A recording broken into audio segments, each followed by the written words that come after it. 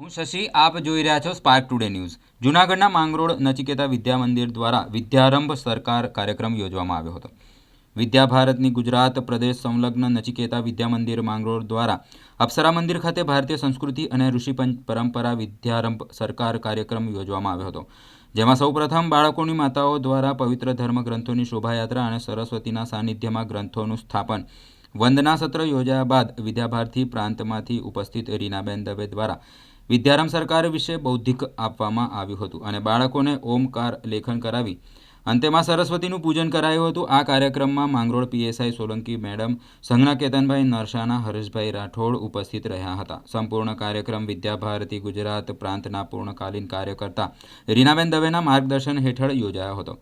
આ કાર્યક્રમને સફળ બનાવવા વિદ્યાલયના બહેનો અને ખાસ કરીને વિદ્યાર્થીઓ વાલીઓ જહેમત ઉઠાવી હતી।